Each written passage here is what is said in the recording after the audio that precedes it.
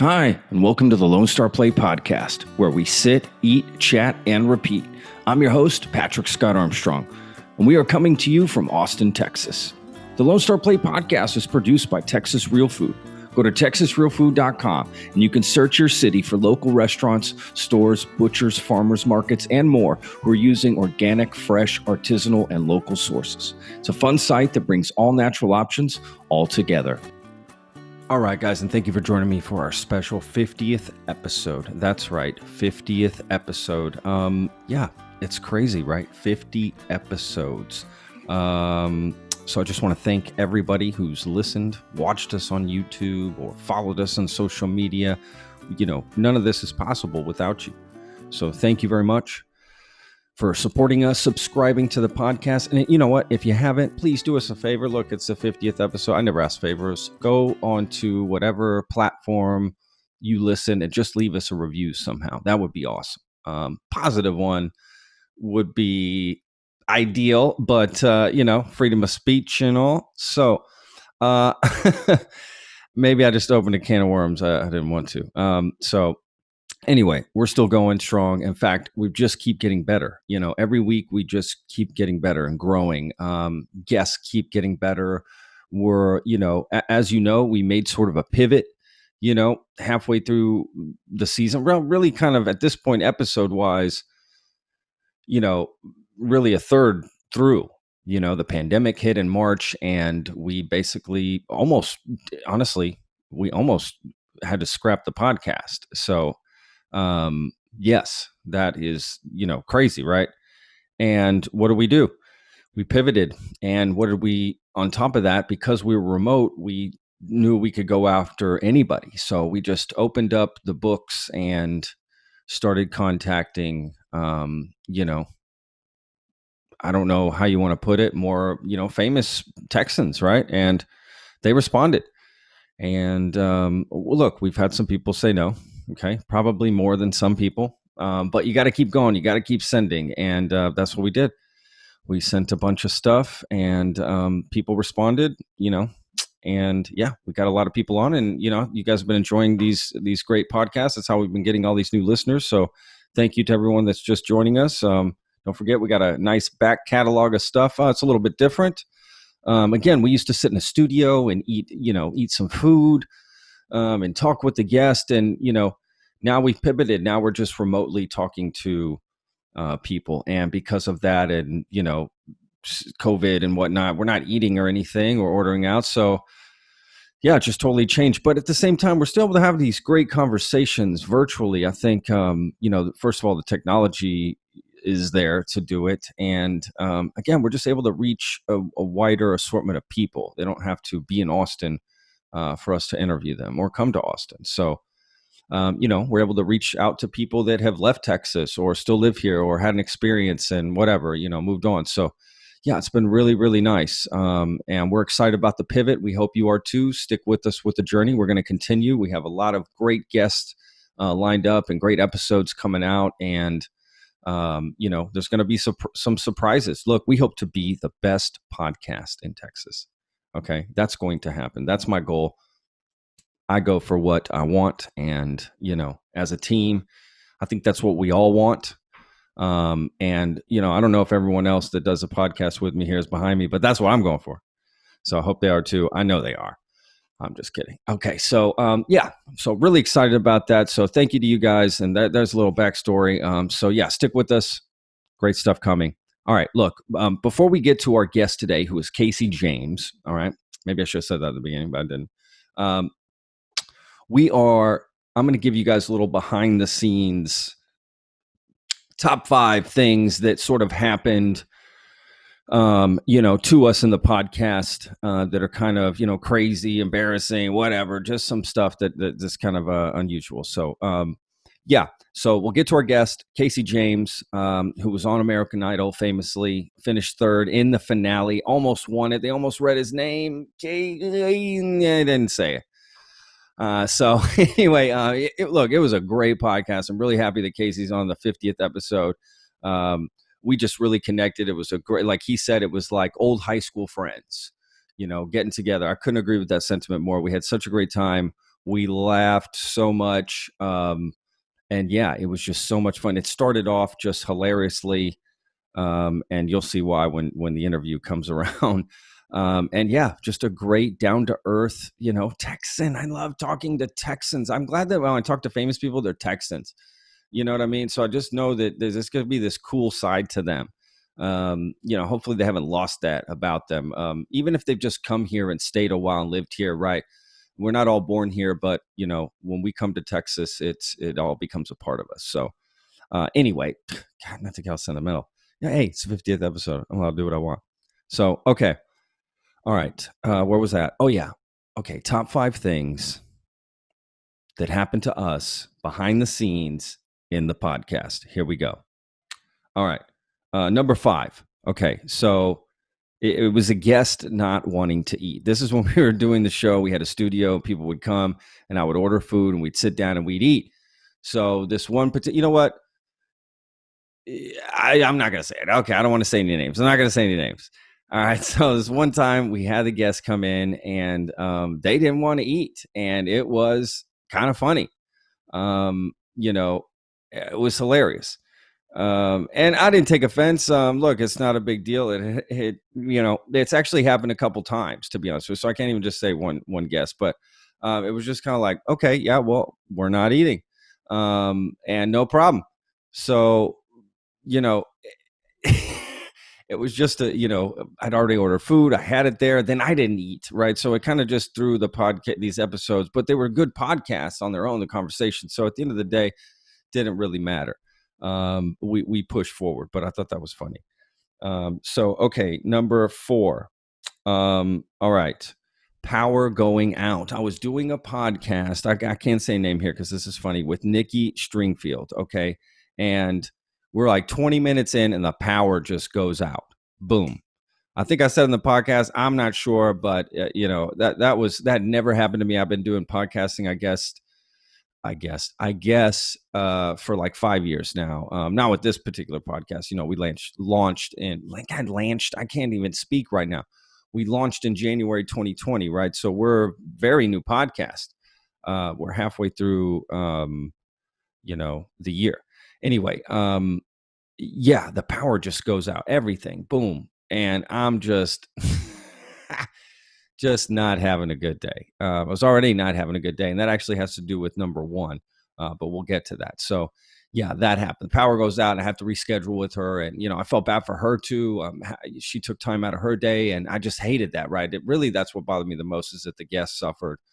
And we were having a good conversation. So that sort of got interrupted. But look, we were able to reschedule and put out a great episode that you guys have loved and watched. And, she posts on her page and it got viewed a ton of times. So thank you, Nikki, for that, if you're listening.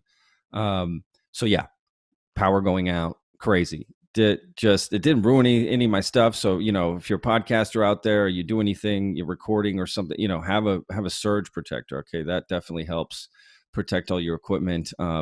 It's not really a backup situation when it's remote, because you got the camera and you sort of need internet.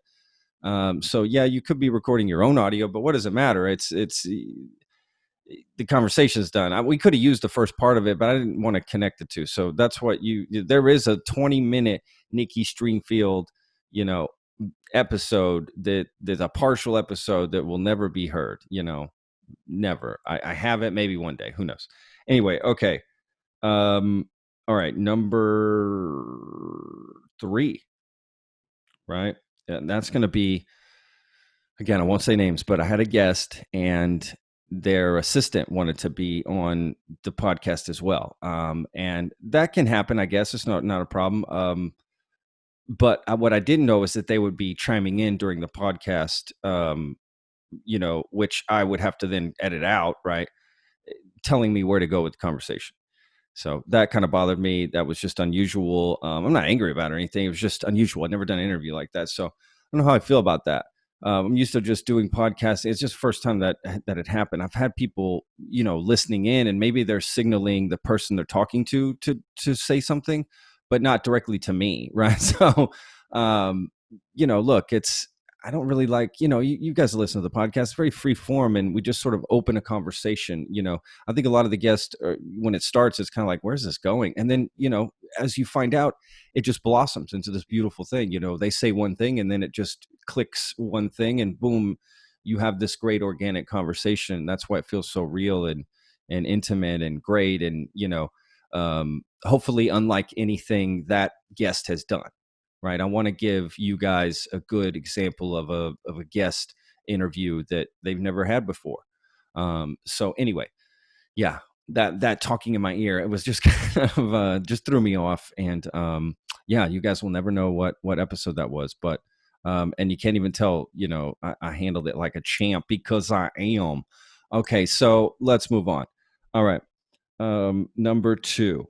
This was crazy. Okay, definitely could have been number 1, honestly. But something recent topped that. I didn't think it would. This was again it was my worst day in podcasting ever. That turned out to be, now it's number 2. But and I can say the guest name was Jolene. This was in the beginning, Jernigan. She's been on twice, actually. She's one of the few guests that have been on twice. So anyway, this was the first time she was on. We were at the studio, and actually Trevor, who used to help in the beginning, Silent Trevor, he had gotten sick. So when we got to the studio, so he couldn't help with the podcast, and I had already done one, and we had another one coming up. Anyway, I have to deal with the food. Remember, we're getting food delivered right in the middle of the podcast. So that's what would happen. Trevor would set it down while we're doing the podcast. We get about halfway through. Well, I got to go do it now. So I literally have to get up in the middle of the podcast with Jolene. I have to check my messages. It was just, I really didn't like that. I felt like I didn't give her the attention she deserved. But anyway, I get the message. I walk out the door. I go down out to the parking lot to get the food. And when I go back up, first of all, the driver is lost. So I'm having to help the driver get to the parking lot of the studio. Mind you, it is confusing. It's the back of a church. It's complicated. It's off of South Congress in Austin. Anyway, crazy. So I go outside. I get the food. Finally, I go back into the studio. Like a lot of these places, the door locks. Okay, the door locks when you go in and out of these places. So, and I didn't have my phone on me. And we're recording live in a podcast. Okay, my guest is in the studio trying to carry the podcast on her own. I asked her just to riff for a little while. Like, who am I, guys? I'm the worst podcaster on the planet for doing that. But she handled it like a champ. One, I did that because she's my friend. So I know her. I knew she could handle it, but it was still a lot to ask of somebody. Anyway, I'm thinking, what am I going to do? I'm stuck outside. The podcast is going. Trevor's sick. The driver just got locked. This is a nightmare. Boom. I got my Apple Watch. I couldn't believe it. I had just gotten the thing. I looked down at it. I can use this. So I call the guy that runs the studio, Grant. Shout out to Grant at Permanent Records. And he comes down and lets me in. And I go up, finish the podcast. Bam, boom. Bam, boom. I don't know if that's a word, but, bam. We finished it. We finished on top. See, these are things that happen. See, you guys don't know. We released the episode that we do everything we can to get the product out, but there's always some, drama going on that we got to put fires out. And I'm okay with that. That's part of it. So that's number 2. That was just like literally one of the worst days that I'd had. Anyway, and Trevor got better. He ended up helping on the next podcast, and it was just I know he felt bad, but gosh, that's kind of funny. I mean, now definitely, getting locked out in the middle of a park. I don't know if that's ever happened to anybody. Anyway, okay, number 1. I definitely will not say the name. But we had a guest, and it was actually an episode that never got released. We had a guest, and I had recorded the guest, and we did the podcast. I thought it went great. And when we went to send it to them to let them know we want to put it out, they were not happy that we had done video as well. Now, if you've, familiar with our show, we do video as well. You can see it on YouTube. We use the clips on social media. So plus we're doing a Zoom call and recording it. I mean, it's part of our thing we send out. So anyway, they didn't think we had made that clear. And, in all fairness, maybe we did. I don't know. I don't want to get into the semantics of it, but This was just a very high profile guest. Okay. Award winning, statue winning guest. That's all I'll say. I can't say more. It was just crazy. Okay. Just like one of the biggest guests we thought we could get. And I was disappointed because I really love this person and I thought we had a great conversation. I was really happy to share their inspiring words and story, and their accomplishments. They accomplished a lot as a human being, and as a Texan, and we wanted to showcase that. So I was really disappointed that didn't happen. That's really the worst thing about it all is that didn't come out and people didn't get to um, share in it. So yes, and I was going crazy when that happened. I just thought this is the end of the world. I've never upset a guest before and they were upset, really upset with me. And I didn't know how to handle it, to be honest with you. I got some advice and was able to, take care of things. So yeah, but it was great. I really enjoyed it, doing it, but, you know, these things happen, and you got to move on. And that was the worst thing. But at the same time, we still keep all these great episodes going out. So there's just a lot of things that try to hold you back in life. And that's just life, period. But you just got to keep pushing through. And you guys get a show and you don't really get to see what happens behind the scenes and all the drama and all the stuff. And, it's crazy. But yeah, so that's it. Those are the top things. I hope you enjoyed it. And got some laughs out of it and enjoyed it just as much as I did. So, okay. And last thing we're going to do here is do a quick shout out to everyone who works on the show here. I just think that's important. 50 episodes. Let's get, you guys you only see me, you hear me. I'm, sick of me probably. So look, quick shout out to our fearless leader. That's Sebastian Sauerborn. Okay. So thank you, Sebastian. He makes all of this happen. He runs Texas Real Food, that runs the podcast, that, pays for all of this and takes care of all this, and many other things. He's a genius. He's had this all thought out. It was his idea to really pivot and really make that choice, for us to really start doing what we're doing. And he just always had it in mind. And to be honest, I thought maybe he was a little crazy, for wanting to do what he wanted to do. But, you got to be a little crazy to make things happen. So I got, mad respect for him. And yeah, big shout out to Sebastian. Honestly, none of this would happen without Sebastian. So that's not numero uno. I wouldn't be sitting here. Y'all wouldn't have the guests that you have and the great show that you have. And we're just going to keep getting better. So thank you to Sebastian. Boom. Thank you. Okay. Next, Nevena. All right. She's our podcast manager. She is the glue that holds this together.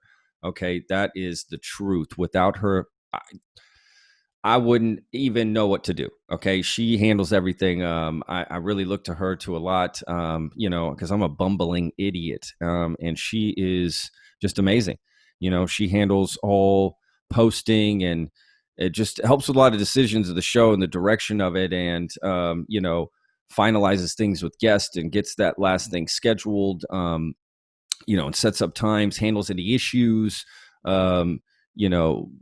talks to them after the show to, make sure everything was okay, and sends out links and stuff to share and keeps in contact and networking.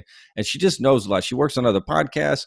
She's just really smart, and she's great. And I'm really happy she's on our team. She's that type of person where you're like, I'm glad you're on our team, because if you were on the other side, you'd be competing against me. And I don't like that. So yes, really happy she's on our team. And yeah, she does so much. So thank you, Nevena, for everything you do. And thank you for putting up with me, especially. All right. And I talk to her all the time. Definitely the person I talk to the most about the podcast, hands down, is Nevena, for sure. So, okay. She has control of my schedule. She can book things for me. She, without her, I wouldn't be as organized either. She's just on top of everything. Okay. I'm moving on. Okay. Thank you, Nevin.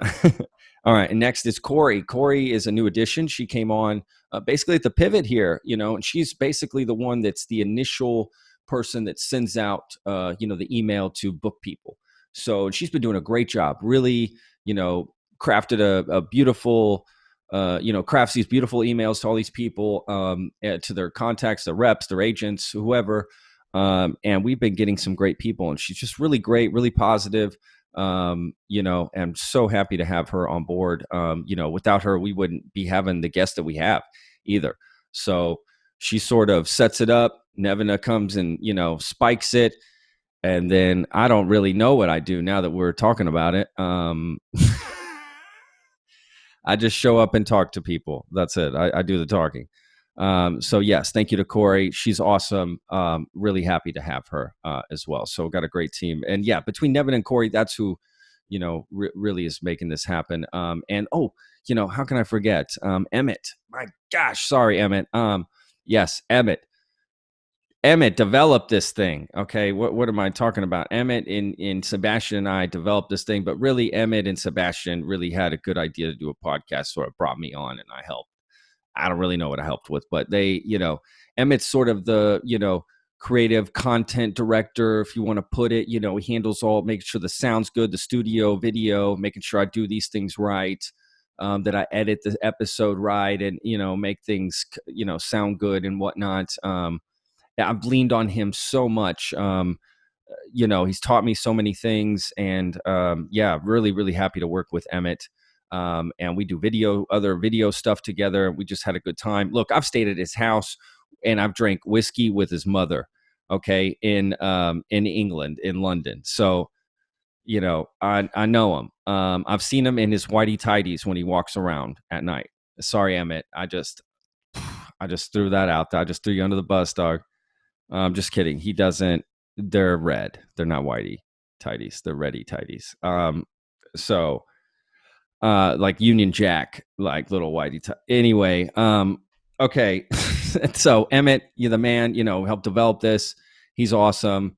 And he stayed at my house here in Austin. So we, you know, we've stayed at each other's houses. So yes, really happy that Emmett's, you know, on board as well. And yes, so thank you to the whole team. We got this great team. And look, there's a whole like social media team. Look, social media, web development, all this stuff behind the website and everything, you know, people that post online and do all that stuff for us as well.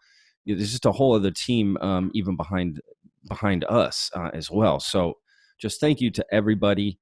You know, you guys are awesome. That we wouldn't have this without everybody's hard work and putting in the effort that everyone does. So let's keep going. We're going to do this. And thank you to you guys for listening. Without you guys, again, none of this would be possible. We do it all for you. So thank you so much. And yeah, this is our 50th episode. Look, I've done enough talking. Okay, I've taken up enough of your time, and I apologize. We always get right to the guest. But again, this is our 50th episode. So let's just get to the guest now. Okay, so very excited. It's kind of a long interview. This is going to be a long 50th episode, but it's worth it. Okay, this is Casey James. Yeah, really excited. Again, we had a great time. So let's get to it, guys. All right. Let me introduce you to my guest, Casey James.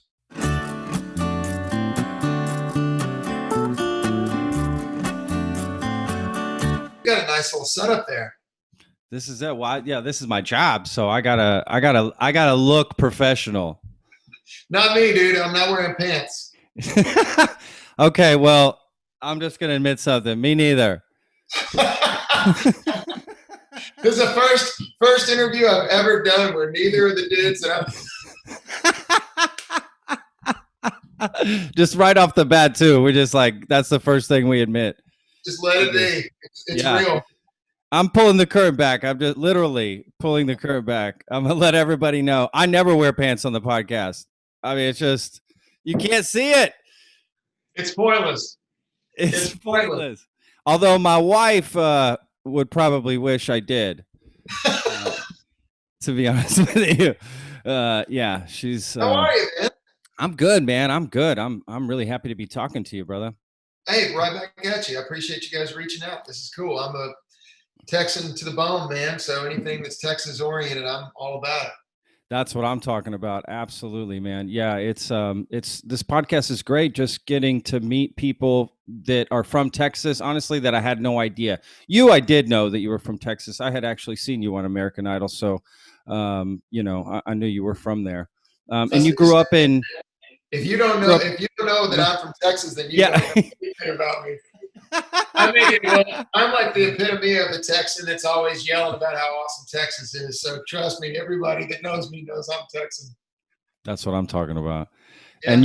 you were born in Plano, but raised in Fort Worth. Is that right? Pretty much. I mean, I actually was born in Plano, and then we lived in McKinney, Princeton, Plano, uh, Grand Prairie, Forney, Texas, uh, Mineral Wells, Oh and wow, then I grew up essentially in a town called Cool, which is got in it, between Mineral Wells and Weatherford on 180.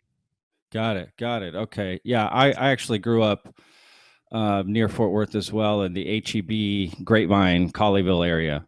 Yeah, man, the worst traffic ever until they finally finished 820. Now it's Yeah, amazing, dude. I went through the other day. I'm like, I'm so bummed that I don't live here anymore. It makes me so sad. There's like 5 lanes everywhere. totally. It's gorgeous, man. Every time I go back up there, they've added another highway or a toll road or something, or Yeah, it changes. I know. Last time I went back, I went to Weatherford, and dude, it's like a whole different city now. There's literally an entirely new road system that wasn't Y- there at all. Yeah, Somebody was yeah, like, "Yeah, man, just jump on." I don't remember the name of it. Something, maybe something Parkway or something. And I was like, what? Like, what are you talking about?" And they're like, "Yeah, it's just right past such a, I can't remember where it was or whatever." totally. The point is, there's a whole new road system. I'm like, only in Texas can they do this, man. I love it.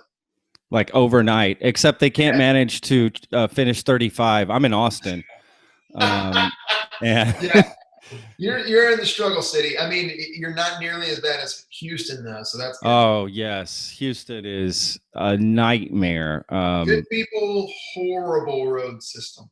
I mean, the road, it is just despicable there. The traffic, it really is.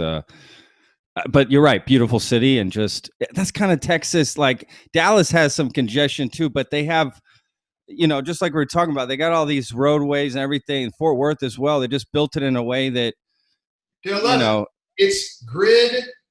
Can they give me some loops? yeah, Everything makes sense. Dude, not lots until of I didn't loops. realize that I was super jaded and so lucky growing up. I mean, so many different reasons, obviously, but like the road systems, dude. I mean, nowhere in the nation where you got that much population, and trust me, I know, man, I've been around. Nobody else does it like we do. Nobody. I mean, you want to talk about a horrible road system. Nashville looks like somebody grabbed some noodles from a spaghetti thing and just threw it against the wall. And they're like, "All right, now name them." And you only get 4 names. You have to name them all the same name and put like avenue and street and you know. Yeah, just take Granny White Parkway and then take a left on Granny White Drive, and then you're going to take a right on Granny White Avenue. It's like, come on, guys. Horrible. Yeah, that is funny about Nashville. You're right. That's hilarious. Oh gosh. So yeah, so you have noticed that Texas has changed and all of that. I'm curious. So you're in Nashville right now. I That's where am. you Yeah. right. You live there, and you have a new group, right? I saw this group from researching. It's called Texas Hill, Yeah. right? So you joined with two other guys that were from The Voice. So you're the lone I'm American a lone wolf. Idol, right? Lone wolf. I love that. And one of the other guys is from Texas too. And then the other guy grew up on like, I guess tell a little bit about the story of the name of that because it's kind of cool So actually. man, I mean, you'd be mind blown to just to talk like to if we had the conversation and I really told you the extent of what it took to name the band, you would literally be like, you guys are morons. But it's tough, man, because any name that you can think of, it's taken. And not Totally. only is it taken, but it's taken and actually being used most of the time. And we really struggled, man. And so we got to this point. We had this list, and we're working through it. And everybody's vetoing this and vetoing that, and we kind of took a minute, and we were all just kind of sitting there. And I'm very proud. It was me that made the statement. I said, "Look." there's always going to be a reason why not to name our band something. Let's name our band something because of a reason. Like, let's have a reason. And I Yeah. said, and we had talked about Texas Hill because for a lot of reasons that I'll tell you in a second, but those reasons were more real and relevant to us than anything else. And so in the end, even though, especially in, when you're dealing with like a national or even worldwide possible situation, which certainly we are because of our careers and solo careers and stuff and just what we've done, you don't necessarily want to be thought of as like a regional act. But I just didn't fear that at all. I was like, you know what? It doesn't matter to me because number one, I love Texas. Yeah. Number two, you're not going to beat the story. I mean, and it's a true story. It's like, look, I literally grew up on a hill in Texas. I'm Texas to the bone, Yeah. Craig Wayne Boyd, also Texas to the bone. And you got Adam, who grew up on a street called Texas Hill. And furthermore, his brother, who was a musician, started a band called Texas Hill. And Adam was supposed to go out there and join the band, and his brother passed away. So this crazy long journey for Adam specifically Yeah. to go from being what would have been a band of brothers called Texas Hill to spend another 20 years to get back into a band with brothers who have been through what he's been through with the reality TV craziness, have put as much time and effort into our craft as we have as he has, because he's an amazingly talented dude. It's beyond belief. Only to get back to a point where he's back in a band of brothers called Texas Hill. And when I said that, it was kind of like, what are we doing? Why are we fighting this? We just need to just go with it, And so we made the decision, and we'll deal with. I know there'll be repercussions, but it's like at the end of the day, I don't care, and none of the other guys do either. We love the name. It's original. It's real to us. It has meaning. It doesn't just. I love the way it sounds and looks, but it also, we didn't name it that just because of that. It actually has meaning, and not many people, I feel like, at least we couldn't say that about any of the other options. They were cool, but Sure. they didn't mean anything, So Yeah. it was like, let's just do what's real to us. And that's the same way we're approaching the music. And, it's just one of the many reasons why I love doing it. Yeah, I think that's it's kind of like getting a tattoo almost, right? Like you don't want to just get a tattoo. It has to have a reason. I don't know. I only have 2 tattoos and they have a lot of meaning behind them. Yeah, 100% Right? You know what I mean? It's like, you can get it and it can be cool. And if that's your vibe, like, cause a lot of people do. And I know a lot of cats that have tattoos Me all too. over. Hey, what's that one about? And they're like, Yeah. I saw it at the shop. Yeah, totally. You got some balls, man. Like, yeah. That's amazing. I mean, way to go. You got something that's stuck on your body for the rest of your life that you just saw at the moment and did it. Like, good for you. That's not my jam, but I'm proud of you, But yeah, I feel like it definitely needs to have something substantial because, just like a tattoo, this is going to be around, and it means something to you, plus just look at the passion you have talking about it, right? If it was like, I don't know, Orange Sunday or some shit, you wouldn't have. You know how hard it is? Yeah, exactly. No, like, totally. What's he about to say? What is he going to say? Totally. That's not bad. That's your next album. Sundays are it's my favorite flavor. Kids love ice cream. So, I've talked to a lot of bands and artists, and they all say the same thing, really, like that naming the group or the band is just tiring and annoying. And, at the end of the day, you end up sort of going back to something you first thought of, or like you got, it's something that has meaning, and you just don't, like you said, don't fight it. Plus, you're using Texas. I know you said that thing about the regional. Look, Texas has, you've traveled. Texas has a power behind it that no other state has. Very true. In the world. So if you called it like Iowa Hill, that's not this, it just doesn't have the same like panache. But Texas is known for kicking ass and taking names, right? Like, true, I think man. it's perfect. Yeah, I mean, and I haven't been anywhere where people didn't respond And I think it's a good thing when people have a lot of pride about where they come from. You don't want Yeah, to be a jerk about it, obviously, like sometimes sure. we can be because we are Yeah. better at everything than everybody else. But I mean, I haven't been anywhere where people, were angry about it by any stretch. Everybody always respects that. And it's all about having respect for where you're at, but also where you come from. And so even though I'm living here in Nashville, I will always be a Texan in my heart. And if things go well for me, well enough, I should say, then I will eventually be back in Texas, Yeah. because that's where I want to be. But it's life takes you on journeys, but it certainly can't take anything out of your heart, and that's what Texas means to me. No, that's awesome, man.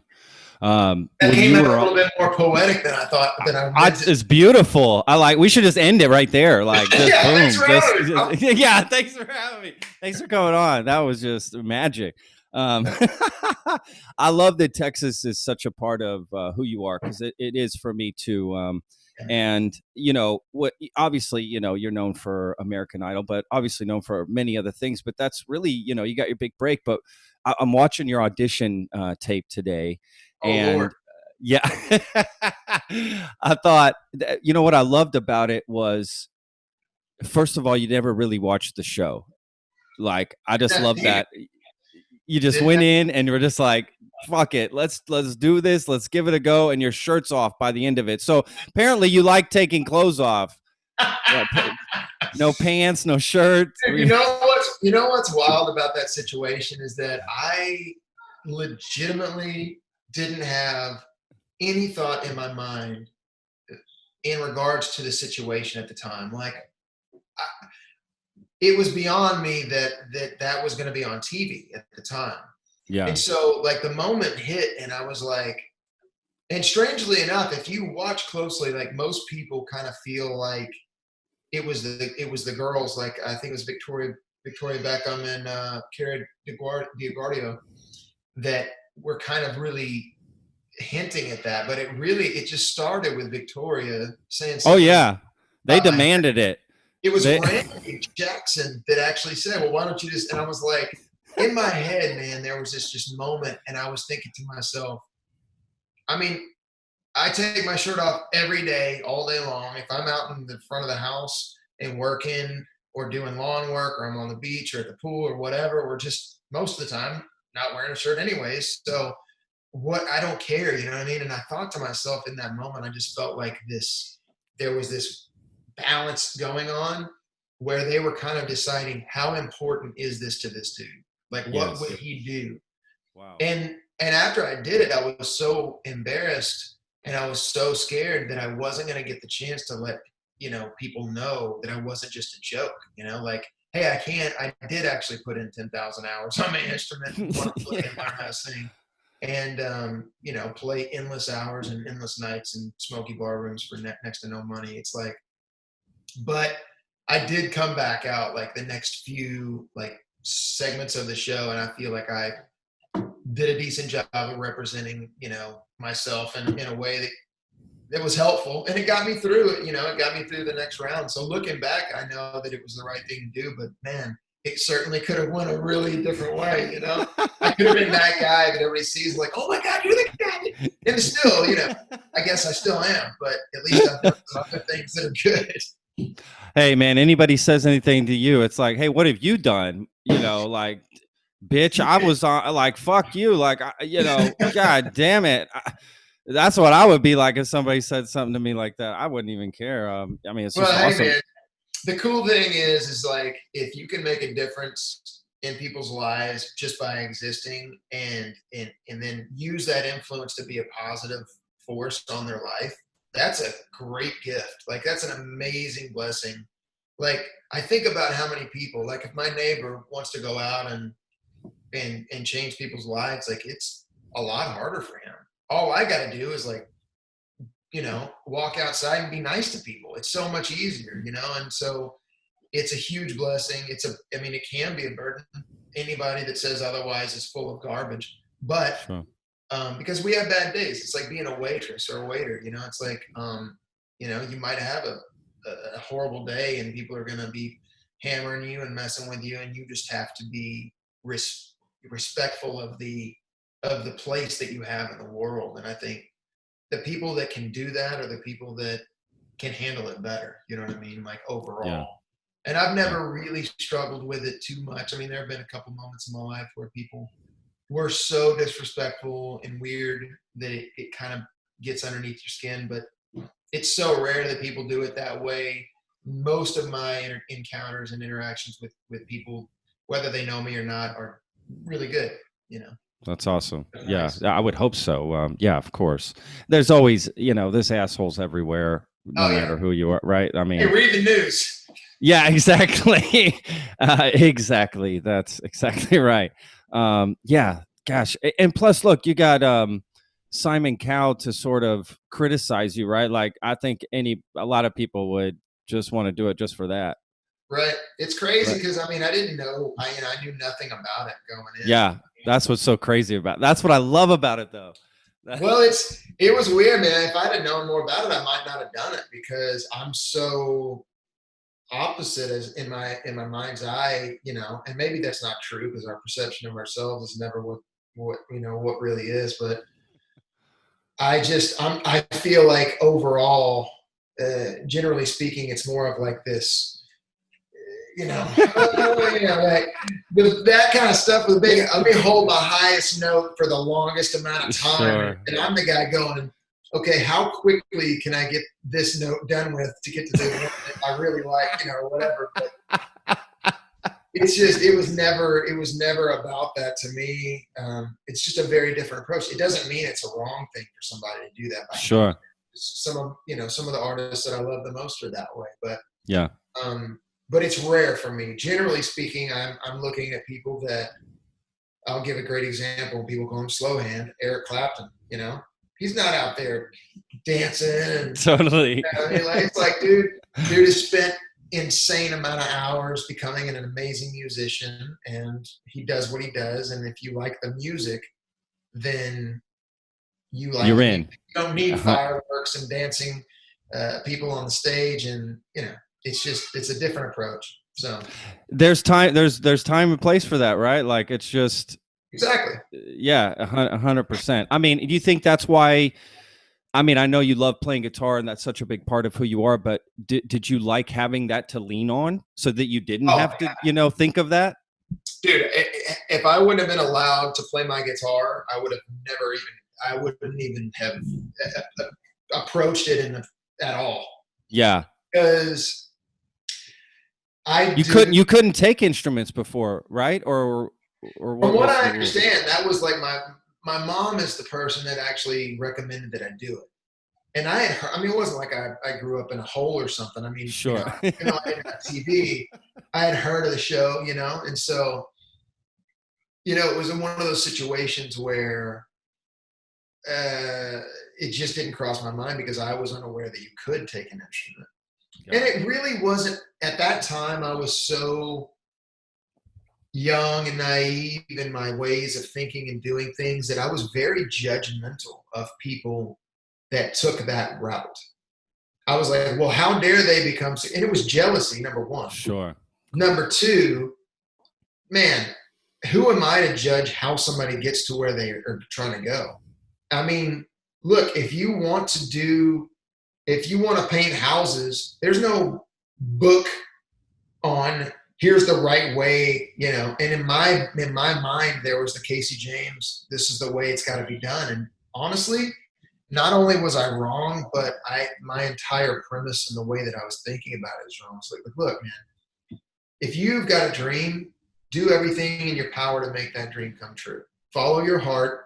And if your heart tells you that you need to go do this to try and get to where you're going, then that's what you do.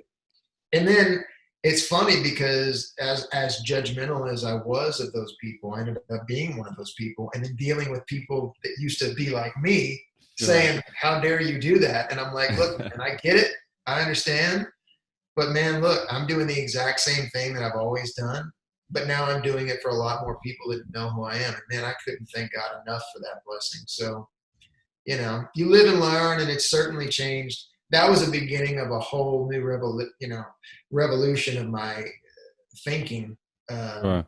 that really, I mean, hasn't stopped yet. You know, I used to feel like I was good where I was, in my mental place and just like how I approach things. And now I realize that the greatest humans that I know and the people that I respect the most, they never stop learning. They never stop improving. They consistently go, oh, wait, yeah, I screwed that up. I need to fix that. I mean, every single day, man, and if I stop doing that, then I become, as far as I'm concerned, not worth the air that I breathe, because the refusal to admit that you're not perfect, that's not a good place to be. Yeah, For me, absolutely. for me. No, But I mean, the people that makes I hang sense. out with are people that are like that. They're people that I respect, and I look at them and I go, man, you're better today than you were yesterday. So keep up the good work. Yeah. Do you That's think that like song, in Tim McGraw song. I loved it. I'm not a big Tim McGraw fan, generally speaking, but I was a huge fan of that song, "Humble, Kind," or maybe that's a different one. It was. I'm not as good as I forget it. I'm confusing like 5 different songs, but anyways, keep I don't learning. know. I don't know many. I don't know any Tim McGraw song actually. I was gonna say the one song I know. I don't know any. I know who he is. Obviously, he's married to. Oh God. Faith Hill. Bam. Right. Yeah. Is Hey, that if right? you're a dude and you don't know who Faith Hill is, go Yeah. consult a computer. Right. Yes. Yes. Faith Hill. It's just been so long. Like I remember. I don't know. 15 years ago, I may have heard one of their songs. Like I don't know.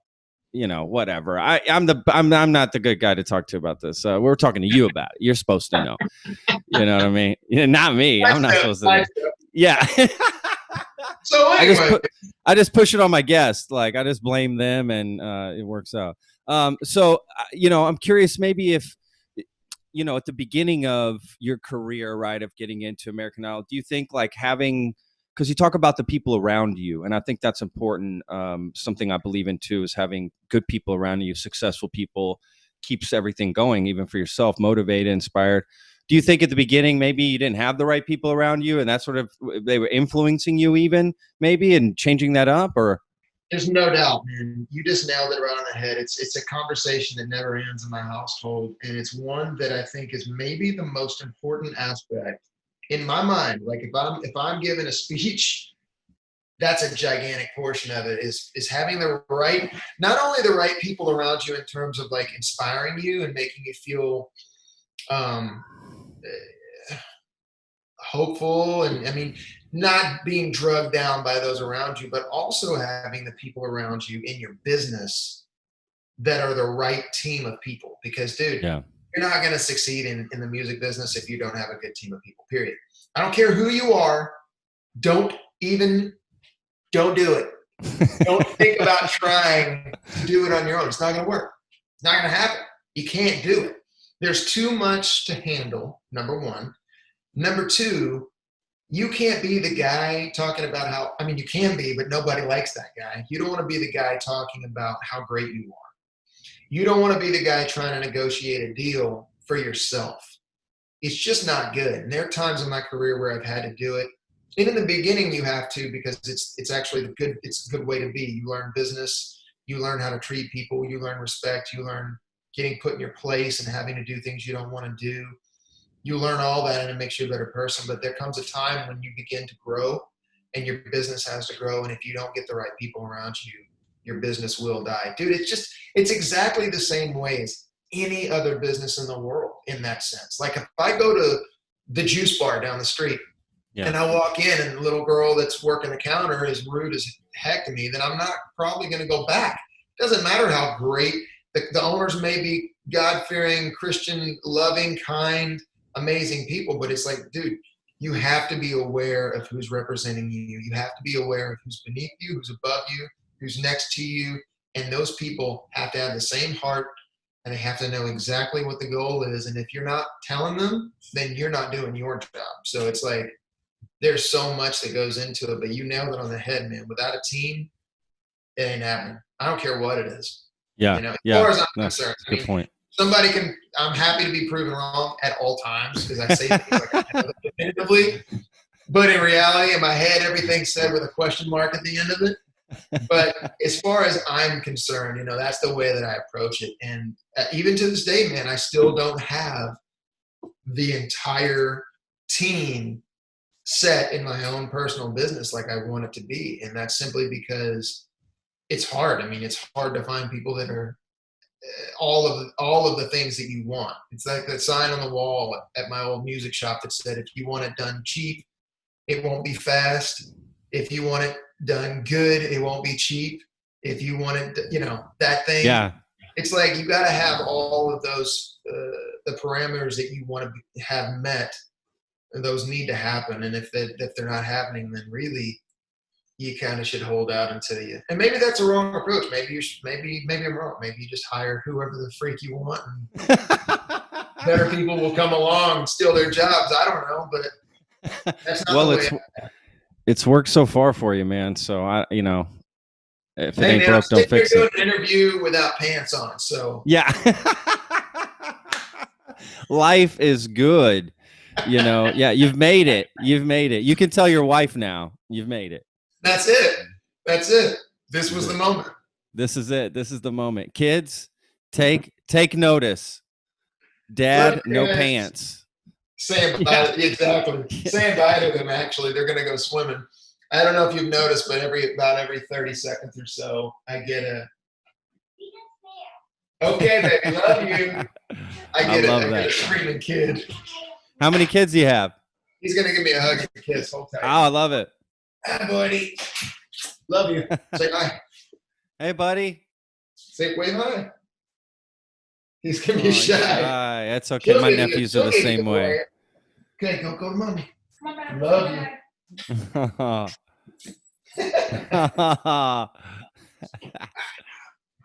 You want to say hi? Hi. How you doing? Good. This is Alexandria. Nice. Do you sing just like Daddy? She sure does. She got a great voice. Wow. All right, you guys go have fun. I'll see you there, okay? Bye-bye. Very cool. Love you guys. Bye. Sorry, brother. Please don't worry about it. That's awesome, man. My dogs could run in at any minute and just jump up on me. So I'm a dog guy too, man. I for years and years, my first two children were Basset Hounds. Oh wow. And, yes. Yeah, I'm still legitimately completely devastated by the loss of my first dog, Daisy, and cannot bring myself. Of course, now I wouldn't want to, anyways, because with 3 kids, I don't want a dog. But yeah, for the longest time, I was like, "There's no way in heck I'm getting another dog after watching." I mean, the way that my dog passed was the most literally. If you were to like say, what's the worst possible case scenario like on Earth ever? Imagine that in your head and then double it. That was what went down. It was. I'm so sorry. I'm pretty positive it changed me in a way that it was brutal, man. Like it was like losing my pawpaw. I didn't cry like before that. Like as a human being, like I don't think I cried maybe twice in my whole life. Oh wow. And then my pawpaw passed away, and now I'll be watching like a commercial for insurance, and I'm like, yeah. You got chipped by 10%. Like something broke inside of me, But I feel like people go through things like that, and then you grow and you learn and you change, and it's just the way of it. That's just life, man. Right? As you get older, you just learn about death more. You just don't think about it when you're younger. It's just not anything you really think about. Even if maybe a grandma passes or something, it affects you, but not. It's something about when you're an adult. So true. It just hits you because you start thinking about yourself in that position. Exactly. You realize. Right? I mean, dude, as a kid, I was so reckless, and I look back now, and I'm like, how did I not die? Number one, but number me too. Why was I so stupid? Like, you just don't value your existence to the extent that we do now. It's like, dude, it's good to be alive. I mean, even in like these crazy times, people are all and man, I mean, people might nail me up to the cross on this one here and crucify me, but I this time period has been really good for me and my family. You know, I feel really blessed. I'm so thankful for everything that I've got, to have a home and food, and my children are healthy. We went through the whole sickness thing, and came out on the other side, and Oh, wait, so what? Somebody, you guys got COVID? yeah, and like right in the beginning, and we didn't even know what it was. Oh, But oh you know, I man. don't. The thing is, I have not literally mentioned that once because I don't want to make a big deal out of it at Sure, all. But I sure. will say, like, it's this time period for me.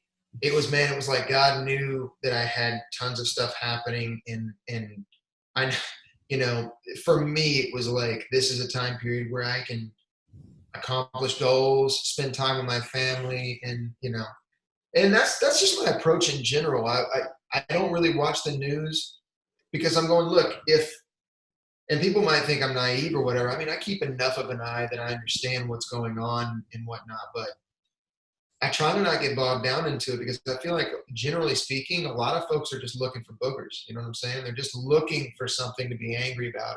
And I'm like, look, if you got that much time on your hands and you don't have somebody to love, you don't have somebody that's loving you, you don't have enough friends, like there are a lot of issues for me personally when I see people that are doing some things that I feel like aren't really great for humanity. It's not Yeah, about like this or that to me.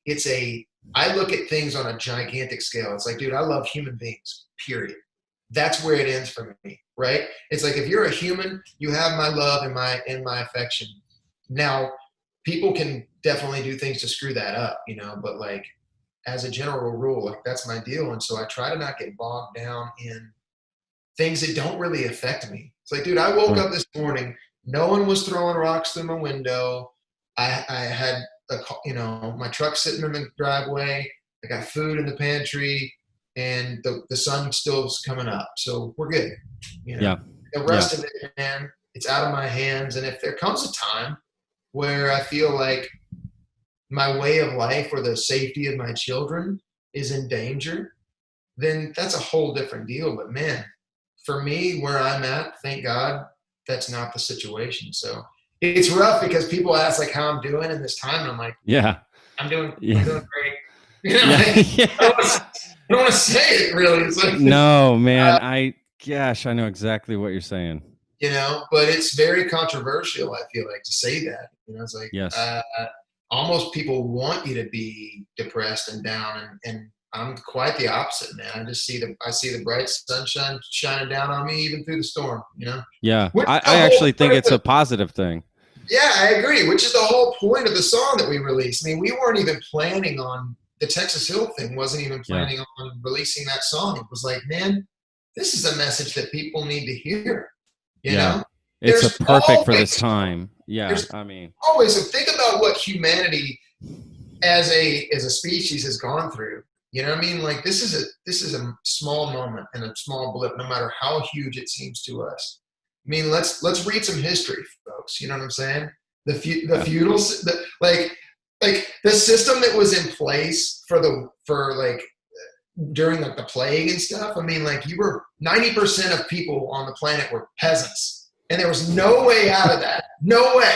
You couldn't read. You couldn't get anything. You couldn't do anything. You were 5% of people, like ish, were like nobles, and then 5% were the priests, and then 90% of everybody else was digging for potatoes. You know Crazy. that sucks. I mean, in relationship to that, as a species of creatures, like as human beings, we're doing pretty freaking good. I'm proud of us. I mean, I think there's a billion places we can continue to grow and learn, but goodness gracious, I mean, we're doing all right. Yeah, absolutely. Well, we live in the best time, right? Right now is the best time it could be. And of course, it can get better. Obviously, there's movements happening right now that, yeah, I'm completely behind and I want to see that happen. But I'm with you. This is the best time we could be in. And I think you have a good attitude about it, just being grateful for where Yeah, you're at and what you have. And, and helping the people around you, like yeah, when the tornadoes hit like like a stone's throw away from here. So you're walking around, you're helping people, you're cooking food and saying, come over here. My buddy right down the street, Rob, came in. And literally like the nicest guy ever. And it's like, it's community helping each other. It's not about black or white. It's not about male or female or anything. People just helping each other, being good to each other. And that's what I'm about. And I try to focus on that, you know? Yeah, That's it absolutely. for me, man. That's it. I just try to keep my mind straight and not poison with a lot of negativity, because it's definitely out there. You know, it's so easy, especially with social media, to get drug into that world. You Yeah, know, that's 100% true. but I Yeah, just you're focus my correct with that. energy on like loving people, people. You know, Yeah. loving people. That's it. Yeah, that's what we need, man. And look, the way you give back is just doing your music, and that's how you help, honestly. Absolutely, it's one of my biggest. It's one of my biggest uh, blessings, is that not only do I love playing music, but I know that it can touch people's hearts and, you know, maybe brighten their day, like music has done for me my whole life. You know, I mean, Let's talk about this new song, yeah, because it's amazing, dude. thanks, man. Like, wow, You like won't believe how such a good song. it's crazy. Me and the guys were asked to do this thing called leadership music, which is like a course or class, I guess I should say, that happens in Nashville with a bunch of like kind of industry leaders and veterans and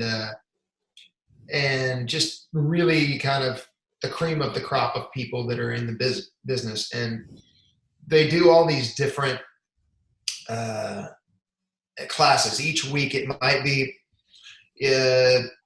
one week might be like the relationship between managers and artists, and they'd have like a manager and an artist come in and discuss that, and the panel would then ask questions. And the next week it might be um, learning law practice in regards to music, or then in the next week it might be a sound recording type vibe. Well, they asked us, me, Craig, and Adam, before we had even announced that we were a thing, that kind of some word got around, and they said, would you guys be willing to come in and be like our guinea pigs ish, to show people how a day in the studio works? You have a couple of songs that you could cut. And we were like, sure, yeah. Well, there was no intention, as far as I knew, really, of gaining anything from it other than just being able to be in an amazing studio like Ocean Way Studio. For anybody that, you know, wants to know more about it, Google it. It's a really beautiful studio. They've got a killer boards and killer sounds and great equipment and wonderful people working in the rooms. And so it's kind of like the best case scenario for a situation like that. So we're like, yeah, of course we want to do this. So we go in, and there's like 50 people in the class, and they're in the control room, which is like the room where all the knobs and switches are. And you got your Through the engineer. glass, right? You're talking like through the glass. Exactly. Yeah. That thing. Yeah. Okay. There's literally like 50 people 15 feet in front of us looking at us. You know, we're like, dance monkey. So, so, so we're like, this is crazy. It's cool, but it's kind of crazy. One guy in the corner smoking a cigarette, just like, you know. Exactly.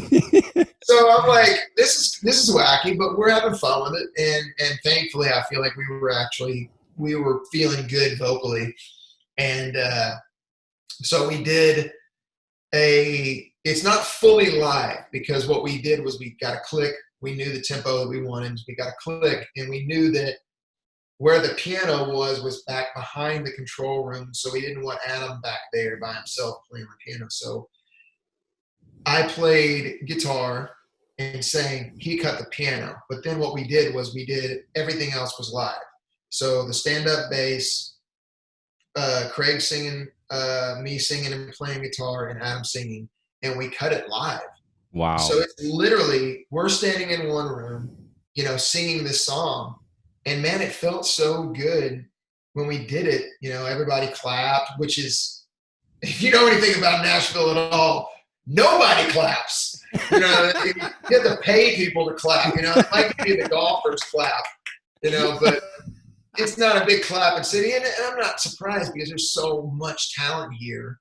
Sure. In the same sense that I was jaded with Texas Roads, I mean, they're jaded with just massive amounts of talent just stomping around everywhere, right? So it was like, sorry, I thought somebody just stole my truck. Oh, shit. Hang literally the exact Everything's great. My I truck's just wrote outside. Yeah. like, have a good one, man. Fill it up for me. Bring it back, please. Anyways, so it was they clapped, and I thought, man, this that was good. And I don't know, a week after the fact, the cat that was kind of had asked us to do the thing reached out. He's like, man, you guys crushed it. Just so you know, we rolled tape, and here it is. Like, and it sounds amazing. I'm blown away with what you guys did live. And I was like, the very first time I listened to it, it brought chills to and I kind of got teary eyed because of just thinking of the situation. And I thought, wow, this is really meaningful. And we all immediately were like, we need to just get this out. We're not going to do a plan.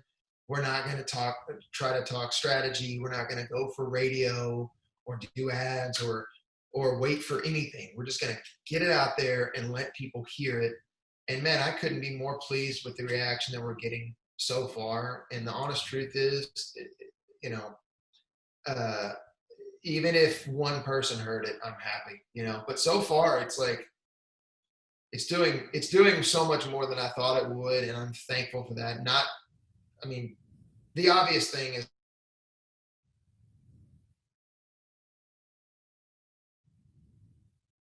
this out. And then we'll focus on like a plan and a single and all that stuff down the line. But we'll see. What was the reason behind the name or of the song or any? Well, it was actually an outside cut, which is interesting because 99% of the things that we do, we write because we all write. And you know, so it's like, why in the world would we ever do anything other than our own tunes? But when we heard that one, and I'm using the word we lightly here, I'm stretching it because I loved the song, but Adam didn't really like it. I'm throwing him under the bus here, but it's the truth. It's the truth. He didn't like it, and his thought process was like, it's just too. He said it's too nondescript. Okay. And my argument was that's exactly why I love it, because it does apply to any situation. Sure. And as it should. Like the point isn't a specific point. The point is a general idea of, hey man, stuff can get crazy. But even in the craziest of times, there's always going to be hope. Yeah. That's Absolutely. Our human nature, our human existence, no matter how you look at things, no matter if you're Christian or not, how negative you are, you certainly deep down know and believe that there's hope. And if you don't, those are the people that don't continue on. You know what I'm saying? Like, because without hope, there is no life. And that's the point. And for me, it was like, man, I want to shout from the mountaintops that I believe there is always hope, because I want other people to hear. It's like the worst thing is feeling alone, right? Yeah. If you're going through something, if you're dealing with hard times, like, man, if you were to tell me, like, we get done with this interview and you're like, dude, hey man, I want to talk with you and you got something going on personally, and you share it with me, and I'm like, dude, that's so crazy because I just went through that. Boom.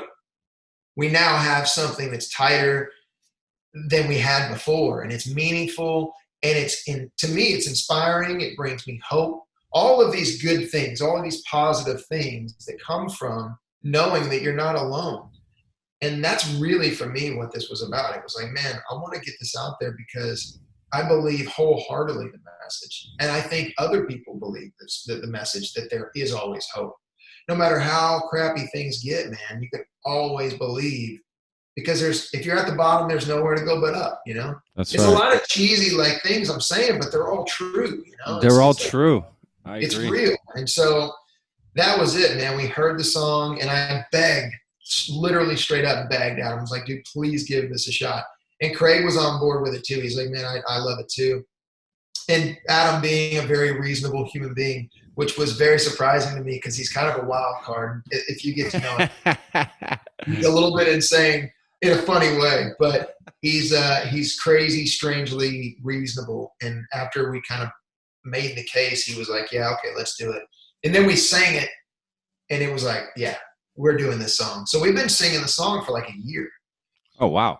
Yeah, and then we were going to release it as a song for the tornadoes that hammered our town. Like a few months back. My town is still destroyed. I mean, like, Really? yeah, Oh, wow. like the main road. There's like, there are no buildings on the main road. The school got destroyed. The whole Oh, town, man.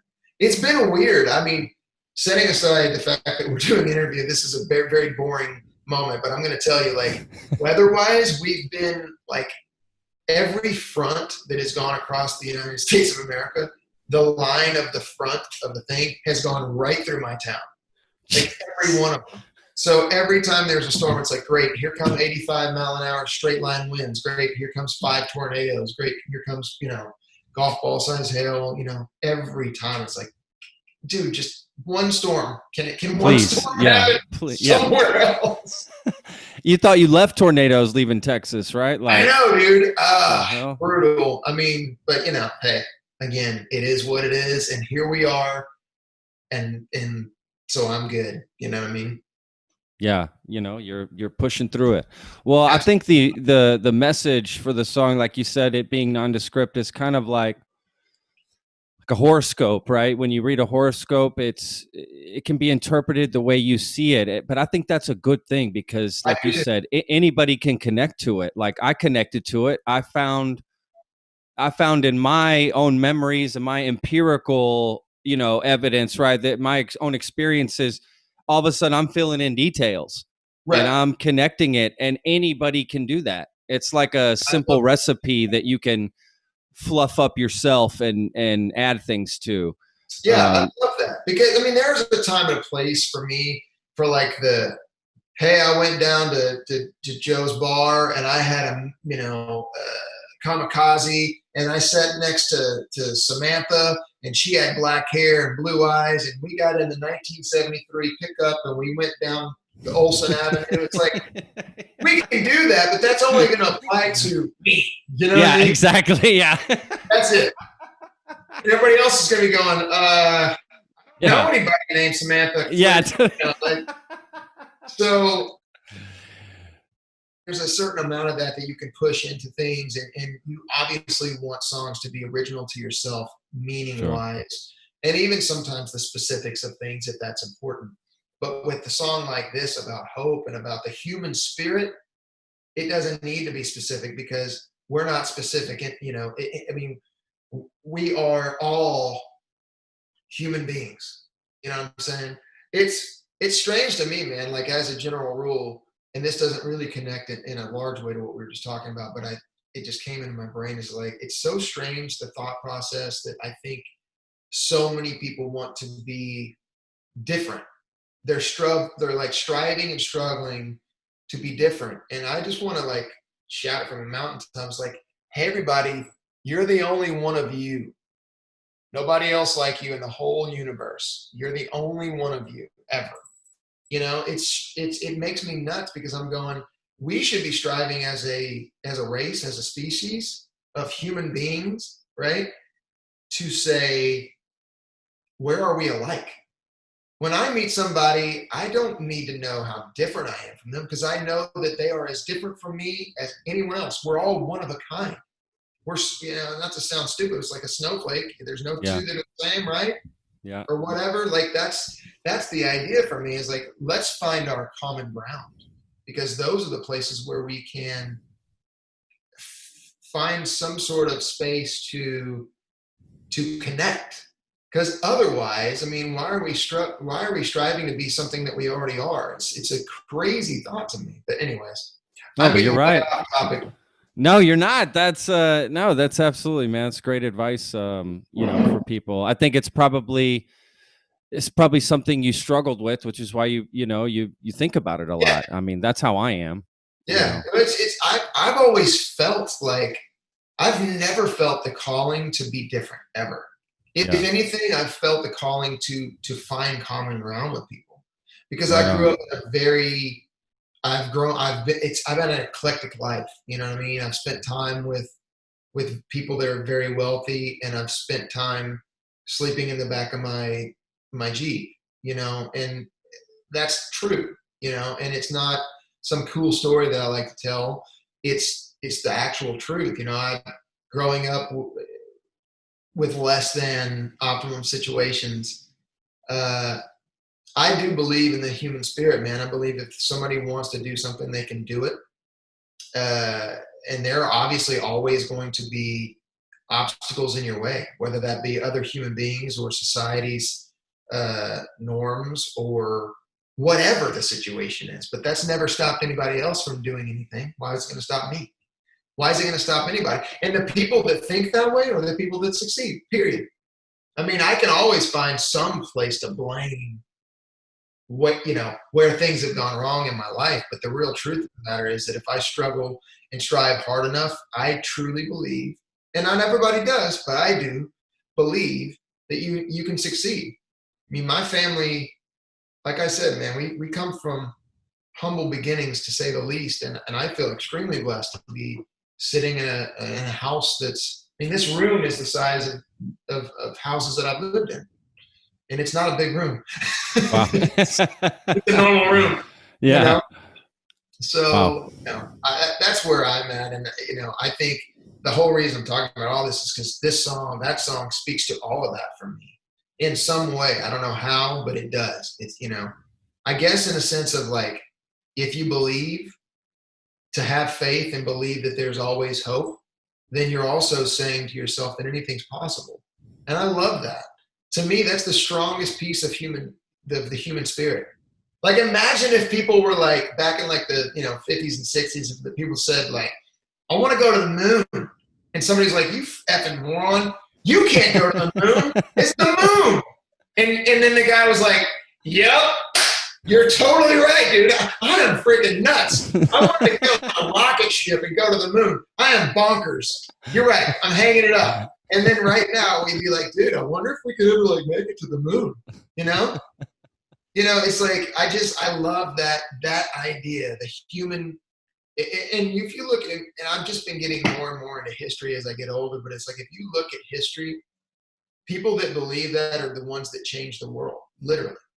And you don't have to change the world in a sense of creating something that's never been created or going someplace that's never been gone to. You can change the world in ways that you can never comprehend simply by being a decent human being and having a solid spirit about you, Yeah. And I use this idea all the time. I don't know. I always get my terms mixed up if it's an analogy or a metaphor, but the idea that anything that you do is a stone.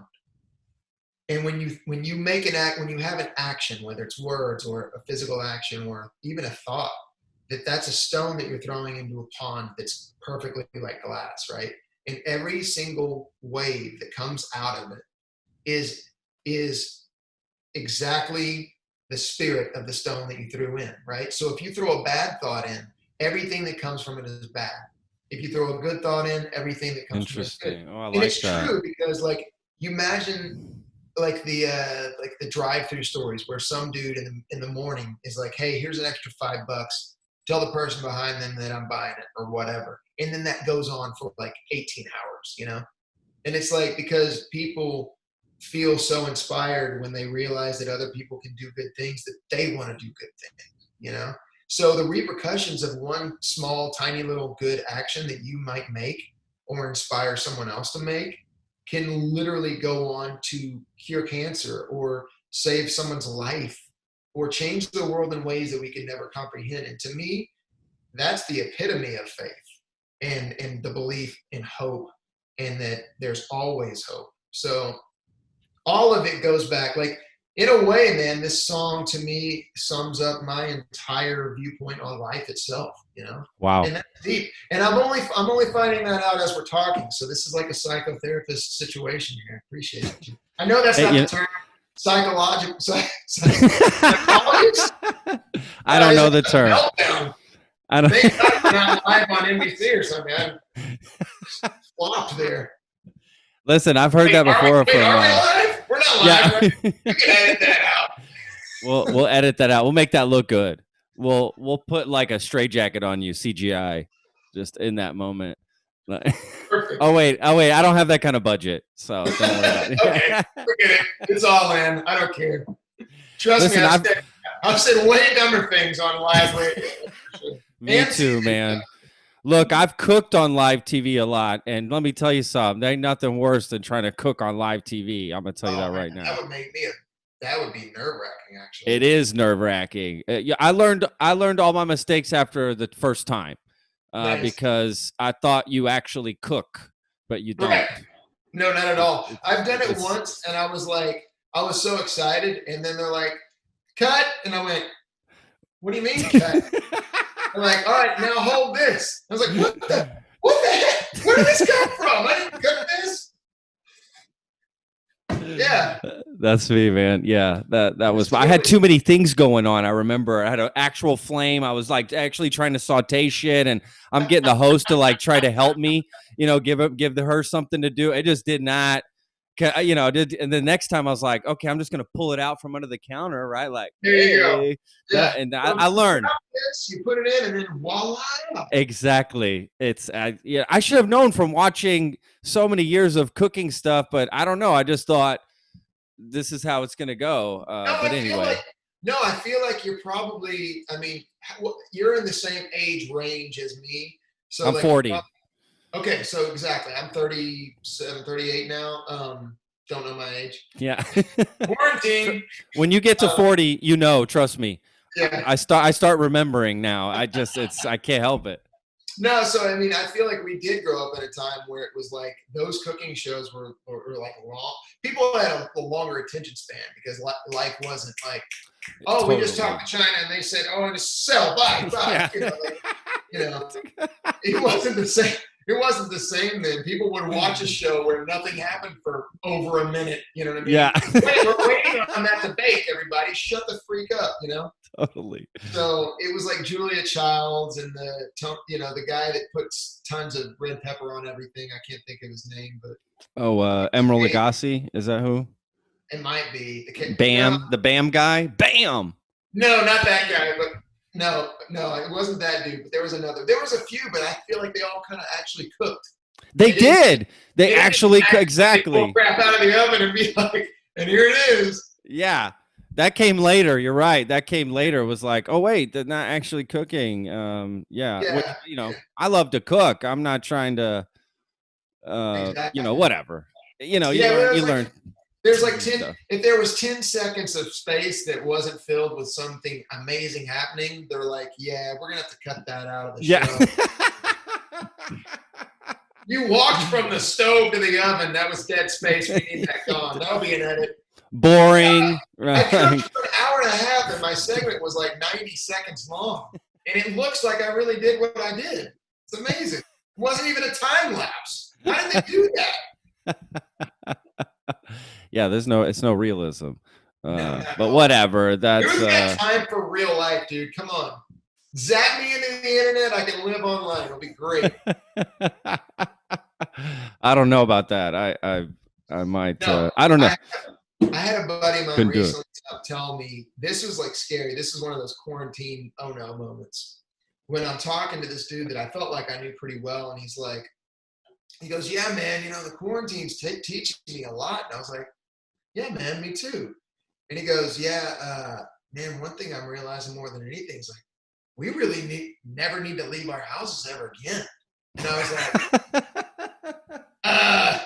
"Hey, man, I gotta run." Like, yeah, we're not talking again. Like, dude, if I don't have human interaction, what's the point of being a human? Absolutely, man. I've been dying. I don't know. How are things opening up there in Tennessee?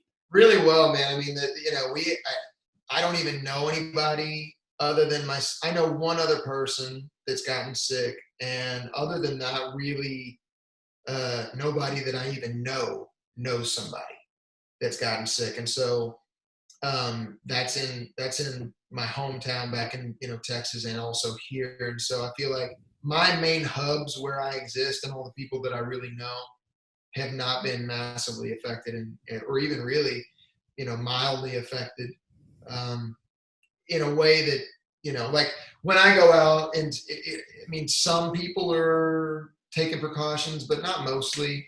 And I mean I think it's because people are starting to remember the main the main thing with this with that whole virus stuff is that if you're not immunocompromised, you've got like a 99.9% chance of being all right, or what. I Yeah. don't know specifically what the numbers are, but it's not any more than a billion other things that exist currently in the world that could easily kill any of us. And I mean, I don't walk outside fearful of a lightning strike or an alligator sitting on my porch. While those are certainly possibilities, I guess I told my wife in the very beginning, I said, I'd much rather risk dying than risk not living. Yeah. And that's truly the way that I just do everything. It's like, look, man, our days aren't in our own hands. We don't have control over when we're going to be gone. So if I've got another 12 months to live and I don't even know it, I would be really mad at myself if I was up in heaven going, nah, I'm not going to be mad in heaven, but you know what I'm saying? Like, I'm up there going, damn, I wish I had left my house those last 12 months before I got hit by that bus, or whatever it is. Like, I just don't live that way. And I think a lot of folks that I know and most of the people that are in this area kind of feel the same. Now, that's not like if I had anybody in my extended, family or friends or anybody that was immunocompromised in any way, then I'd be telling a very different story. You know what I'm saying? Sure. But because like my dad is certainly immunocompromised, and there's no possible way that I would ever risk that. And so for me, I'm super blessed that I don't have to worry or consider that. But for anybody that does, then those are the people that I'm sure are taking extreme precautions, and rightly so, because a very bad sickness for somebody that's sick already or that can't fight the sickness. I mean, it's, from what I understand, pretty serious stuff. So Yeah, for sure. I haven't seen my mother in like 4 months or something. Yeah, in Texas, I mean, I'm sure you're reading that we're opening everything up. 75%, I believe, capacity for everything. So, and I know that, I mean, I wouldn't be shocked to see things off and on go back and forth, which I think was kind of the point. Yeah. And then, I mean, my fear is that we won't get through it fast enough before flu season hits. Sure. Because then it would be a double whammy, and I'd be really fearful for even the average bear. Because I mean, I don't know if those two things can happen at the same time. I'm no medical person, but I think that'd be a bad deal. So I'm hoping that we can either A, figure it out and get around it, or B, get through it. And at least enough of the population that either had it, which certainly isn't the case currently, or people are healthy enough, and maybe a large portion, not to sound absolutely horrible, but people that were going to go that are terminally ill or things of that nature, like to reduce the amount of people spreading it. You know what I mean? Is what I'm trying to get at. In a sense that when flu season hits, you're not crushing humanity's existence by half or something. That'd be scary. Sure. Oh God. Who knows what'll happen? But like I said, man, I don't dwell on it too much. I try to be current enough to know that I'm not being a dumb A in regards to hurting somebody else's health or something. But in terms of my family, we made it through, and we go out and we do what we do. But it's the last probably 3 to 4 weeks, things have really started to kind of just, wide open now. And you don't really, I mean, I was at a birthday party the other night, not one person had a mask on, everybody's hugging and selfieing, So I didn't stay long at that party, but yeah. selfie parties are my thing. You're like, who's blowing out the candles? Oh shit. Exactly. Yeah. Those days are gone, I think. I don't know. Nobody wants to blow out candles. Which I always thought was gross anyway. Like, you're fucking spitting all over my cake. This is disgusting. I've never thought about it that way, but that is true. It's gross, man. I mean, some people, they got more, you know what I mean? It's like just a small thunderstorm just coming out of their mouth. Just like, boom, right over the cake. And you're just That's like, and then they slice it up and give it to everybody, like, here you go, like, with a smile. Remember that movie Beethoven? The giant dog yeah, with all those fish just going everywhere. That's what I'm picturing in my mind's eye now. Yeah. That's it. So, things are going to change, you know, like what about you guys as far as like playing like live shows? How does that looking Dude, for you guys? that Or was a dramatic situation for me. I mean, it was like, hey, I got a full schedule. It's going to be what's the, there's a word for it, like banner year, like, yeah. oh, best year of my life. And then, that happened and it was like, it just went, yeah, everything's canceled, like everything. Ugh. And I'm thankful that I had not put up anything that I had planned on doing so that I didn't have to, maybe upset anybody that was excited about it. But nobody was more excited than me. And it hammered my family. But, again, dude, I come from, you know, I don't worry about it. Yeah. I know it sounds real weird, but it's like, I choose to not focus on that. As long as I have the ability to feed my family today, then I feel blessed, and we'll worry about tomorrow when it comes. I know that, well, a lot of people have got like, what a moron, but you know what it does for me, man, is I don't stress. Me and my wife have never, not one time, like been in an argument or stressed out, or for that matter, our kids don't see us stressed out or fighting or worried. I feel like that's a lot of baggage to put on a child. I don't Sure. want to see that. I don't want to be that guy. I don't want people to be worried about me. I don't want people to be thinking about it. And the truth of the matter is, it's like, being a musician, dude, I'm so used to having ups and downs. That's like, you can't want to have consistency and try to be a musician, because that ain't gonna work, because you might make $500,000 in a month and then not make a dime for like the next 10 years. And so I've learned to like squirrel away my money, to try and, make things work, make things last. I've been really blessed and smart with what I've gotten up to this point. So I live a very debt-free life in most ways. So my outgoing is so low that it's very easy to keep that mindset. But I also don't spend money. I don't Yeah. buy things. I mean, everything that you're looking at in my rooms, most every bit of it existed when I was like 16. I've been carrying this crap around for like 20 years, man. I mean it, like that guitar is a great example. That's 20 years old. Every Wow. book that you see, every record, I mean, with the exception of that WD-40 that's up there, I don't know if it's in the shop, but like that's probably 5 years old. Other than that's probably the newest thing in this entire room, other than the room itself. So Yeah. That's awesome. it's the way we do things, and I think that leads us to be less stressed and worried. But my year went to total HELL real quick, and it affected all the people that I work with, not just myself. Everybody that I know, pretty much same thing.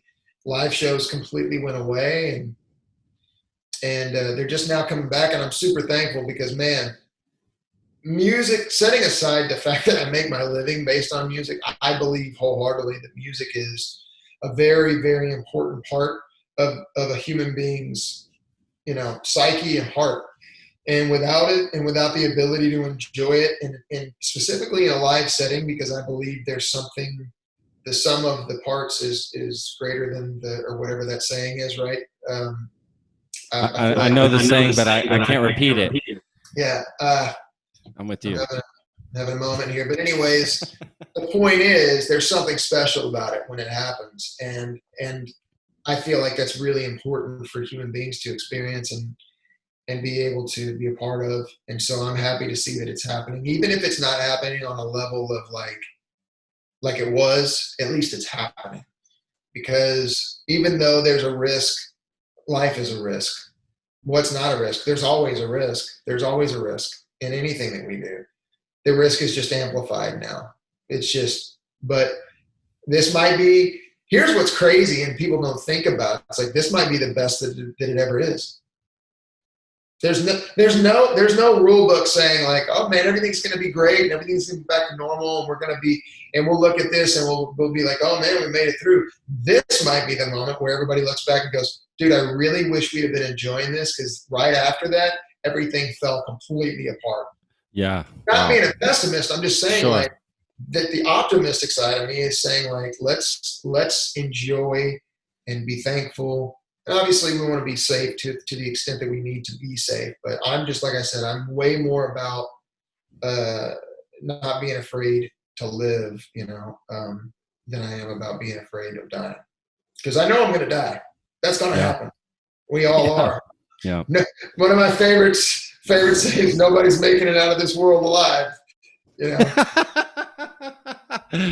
That's right. We'll try though. That's right. Yeah, you know it. You know it. Download my thoughts and memories and freeze me, and We'll and give it a try. yeah. That's for sure. And you know what? That's a lie. I mean, Tom Cruise might end up being around for another 200, 300 years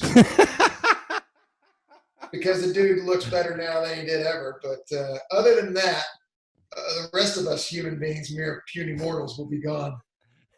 That's funny. Tom, if you're watching, I'm very sorry. I'm a huge fan. Oh gosh, Tom knows I'm a fan. Tom, I call him Tom like we're best buds. Like, Mr. Cruz, I apologize. yeah, Tom, I'll see you on Thursday. Don't forget, I'm bringing the chilaquiles. Laser tag meeting. This is how he keeps for all the Mission Impossible movies. I'm bringing I'm bringing the spinach dip. Don't worry about it. I'll be there. Yeah. Oh man, I love it. Well, look, Casey, man, this has been such an amazing conversation, man. I just can't tell you enough how much I enjoyed this. Oh man, me too. It's. I feel like I'm talking to. I mean, this is what you do, so it's probably how it should feel. But not many people achieve it. I feel like I've been talking to a best friend from high school here that I haven't seen in 5 years. It's been really great, man. I've enjoyed it. That's awesome, man. That's really good to hear. That's what I try to do. Just make a conversation, right? Nothing crazy. No agenda. I didn't. I literally. I feel like we talked about everything except the things that we should have talked about. We didn't talk about my record at all, but. The good news is that it's coming out soon and people will know all about it. So, well, there you go. You just talked about it. There it is. Yeah. I mean, check. I will say this in a nutshell. It's such a weird thing, and I'll try to get through this in less than 3 minutes here. Going from being a local musician to, being on TV, getting a major label deal, getting out of that, doing my own thing. It's been a crazy journey. And one of the coolest parts, and I didn't know anything about it, and I felt really weird about it, is I did Kickstarters, which is like a fundraising thing. And what you really do at Kickstarter, a lot of people kind of almost look at it like charity, but you're actually just selling the product before you make it. So you're not really asking people for money for nothing. You're just saying, hey, if you'll give me $20, I'll give you a T-shirt and a CD, but I'm going to give it to you in like a year. Yeah. So, I promise. Trust me. Yeah. So, the last 2 records I've done like that. And it's just inspiring, man. It's such a different vibe. It's like it gets way back more towards the personal relationships where now I literally know.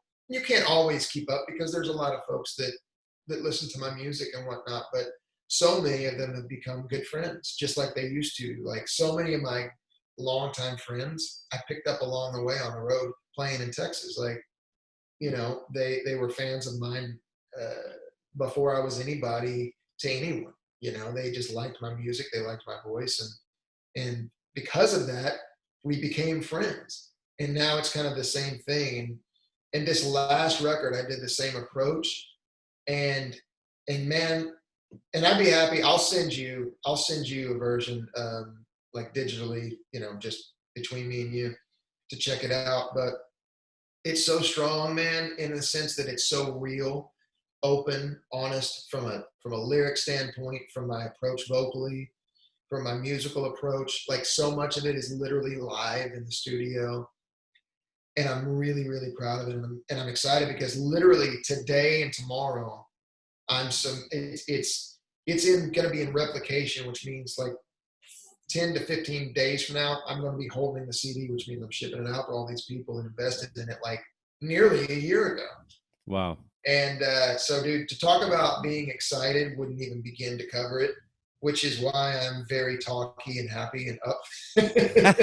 Even more than normal. Like I'm just amped because I'm so excited. There's, the Texas Hill stuff's finally out. I can tell people about it. Yeah. And, my record is actually, essentially almost in my hands. I mean, I've been listening to the music and just, it's just awesome, man. So there's just tons of good stuff. But I had to say that because I know that if anybody made it through an hour and 18 minutes worth of us talking, if they didn't hear anything about the record, they may hit me in the face next time they saw me. That's probably the person that took your truck earlier, right? Like, I watched you ramble about the weather and the pandemic for an hour and 20 minutes, and you didn't mention your record.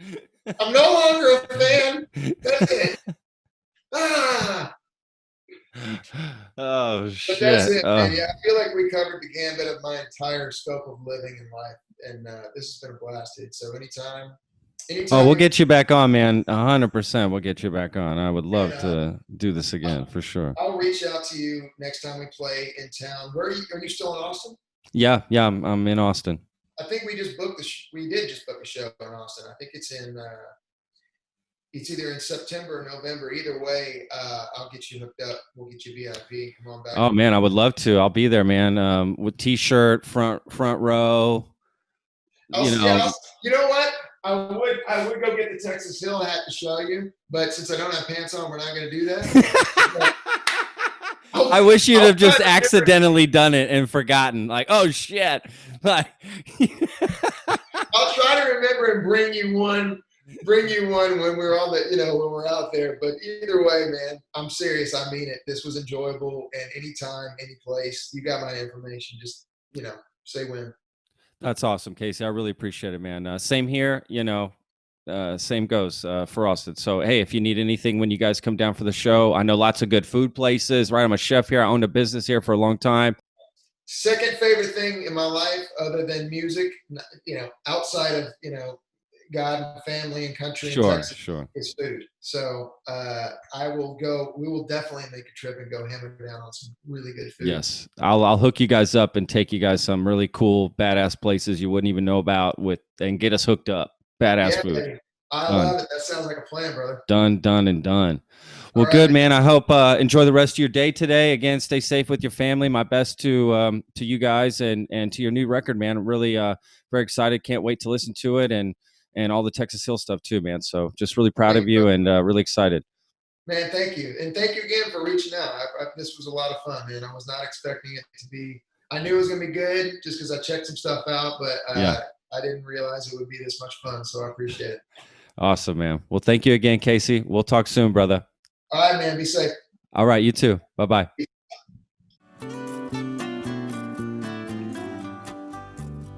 All right. I really hope you enjoyed that podcast as much as I did. If you have any questions for me, please feel free to email the podcast at patrick@texasrealfood.com. And don't forget, you can check us out on Apple Podcasts, Spotify, Stitcher, all the different places you can get podcasts. You'll find us on there. Or you can just go to our website. Go to thelone-star-plate.com. And you can check us out on YouTube if you want to watch it. We video these now, on a little webcam here, and go to the Texas Real Food YouTube channel and you can find it there. Make sure to follow Texas Real Food as well on Instagram and Facebook. Subscribe. And if you are so inclined, please leave us a review anywhere you can.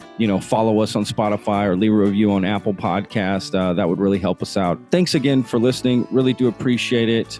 Without you guys, what's the point of doing this? So if you have any suggestions on how we can make the show better, please let us know. Thanks again. Be safe out there. Wash your hands.